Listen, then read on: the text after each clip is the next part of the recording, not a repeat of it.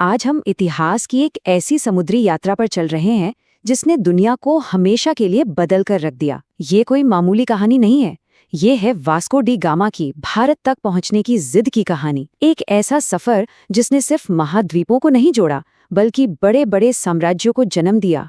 पर इस जबरदस्त कहानी में आगे बढ़ने से पहले एक सवाल, एक बहुत जरूरी सवाल। आखिर कोई सिर्फ मसालों के लिए अपनी जान दांव पर क्यों लगाएगा? सिर्फ जायके के लिए? सच तो ये है कि इसका जवाब उस जमाने के स्वाद में भी है और मजबूरी में भी। जरा 15वीं सदी के यूरोप की कल्पना कीजिए। कड़कड़ाती ठंड है और खाने की टेबल पर क्या है? बेस्वाद, उबला हुआ या फिर नमक में लपेट कर रखा गया सड़ता हुआ गोश्त। अब दूसरी तरफ देखिए, भारत, मसालों का स्वर्ग। काली मिर्च, लौंग, दालचीनी, ये सिर्फ चीजें नहीं थीं, ये एक एहसास था, एक अनुभव था। यूरोप के लोगों के लिए ये मसाले किसी जादू से कम नहीं थे, एक ऐसा खजाना जो उनके बेजान खाने में सचमुच जान डाल सकता था। लेकिन एक बहुत बड़ी दीवार थी बीच में। सदियों से अरब के व्यापारियों का मसालों के व्यापार पर कब्जा था, पूरा एकाधिकार। वो भारत से सस्ते में मसाले खरीदते और यूरोप में सोने के भाव बेचते थे। फिर जब ताकतवर उस्मानिया साम्राज्य ने जमीन का रास्ता ही बंद कर दिया, तो यूरोप के राजाओं के पास समंदर की तरफ देखने के अलावा कोई चारा नहीं बचा। यही वो मजबूरी थी जिसने खोज की इस आग को हवा दी। और यहीं से कहानी में एंट्री होती है हमारे हीरो की, एक ऐसा जिद्दी नाविक जिसने नामुमकिन को मुमकिन करने की ठान ली थी। देखिए, भारत पहुंचने की ये दौड़ कोई नई नहीं थी, सदियों पुरानी थी। 1488 में बार्थोलोम्यू डियाज ने कोशिश की थी, लेकिन अफ्रीका के दक्षिणी कोने पर भयानक तूफानों ने उसे रोक दिया, उसे हरा दिया। उसने उस जगह का नाम ही रख दिया केप ऑफ स्टॉर्म्स, यानी तूफानों का अंतरीप। लेकिन फिर 1497 में एक नया खिलाड़ी मैदान में उतरा, वास्को डी गामा, एक जिद्दी, एक जुनूनी नाविक जिसने इस चैलेंज को एक्सेप्ट किया। और उसकी ये जिद सिर्फ उसके कामों में नहीं, उसके शब्दों में भी दिखती थी। उसने पुर्तगाल के राजा मैनुअल द फर्स्ट से कहा था, अगर समंदर मुझे निगल नहीं गया तो मैं पूरी दुनिया का व्यापार आपके कदमों में लाकर रख दूंगा। सोचिए, ये सिर्फ एक वादा नहीं था, ये एक ऐलान था, एक ऐसे जुनून का जो दुनिया को बदलने वाला था। और बस इसी ऐलान के साथ शुरू हुआ इतिहास का एक सबसे खौफनाक और रोमांचक समुद्री सफर। लेकिन समंदर ने उनका स्वागत फूलों से नहीं किया। वहां तो मौत के 3 चेहरे उनका इंतजार कर रहे थे।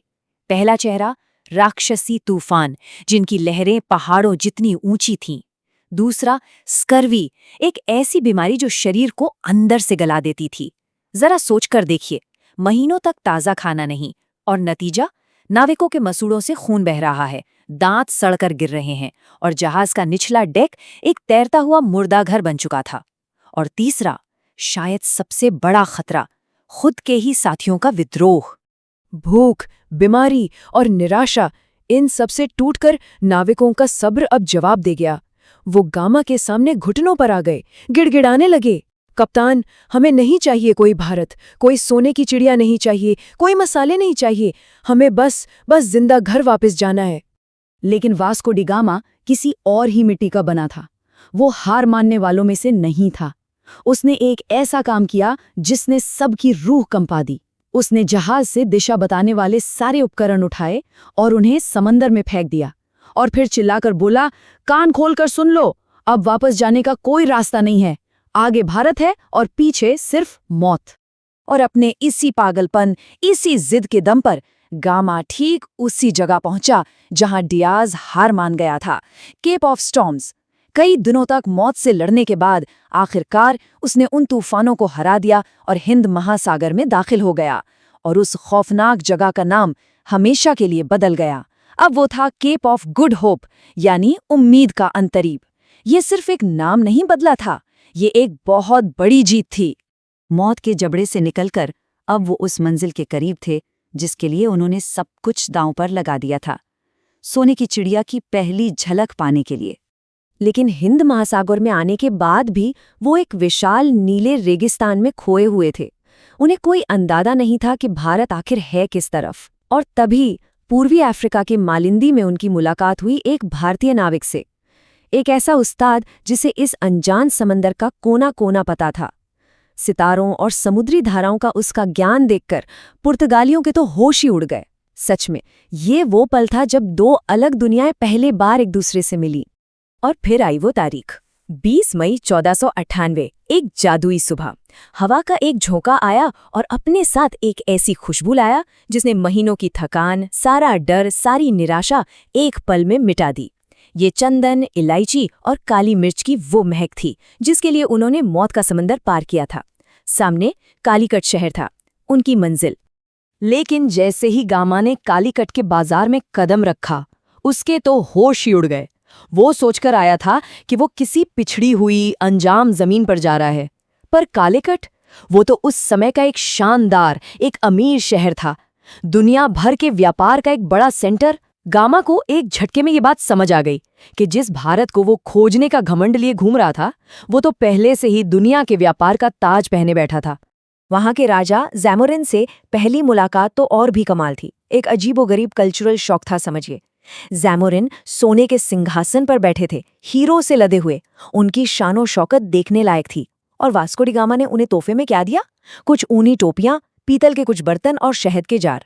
जाहिर है, ये देखकर ज़ैमोरिन के दरबारी अपनी हंसी नहीं रोक पाए। ये वो पल था जिसने यूरोप और भारत के बीच दौलत और संस्कृति के जमीन आसमान के फर्क को साफ साफ दिखा दिया। खैर, राजा ने भारतीय परंपरा के हिसाब से उनका स्वागत किया और उन्हें व्यापार करने की इजाजत दे दी। गामा को आखिरकार अपना खजाना मिल गया था, लेकिन इस खजाने के साथ एक श्राप भी जुड़ा था, एक ऐसा लालच जो बहुत जल्द अपना असली रंग दिखाने वाला था। जब वास्को डी गामा मसालों से लदे अपने जहाज लेकर वापस पुर्तगाल पहुंचा, तो असली भूचाल तो तब आया जब उसने वो माल बाजार में बेचा। सफर का सारा खर्च निकालने के बाद भी उसे एक ही चक्कर में पूरे 64 गुना का प्रॉफिट हुआ। 64 गुना! ये सिर्फ एक नंबर नहीं था, ये वो चिंगारी थी जो यूरोप के इतिहास को हमेशा के लिए बदलने वाली थी। 64 गुना मुनाफे की ये खबर पूरे यूरोप में जंगल की आग की तरह फैली। स्पेन, हॉलैंड, फ्रांस, ब्रिटेन, हर किसी की नींद उड़ गई, राजाओं की भी और व्यापारियों की भी।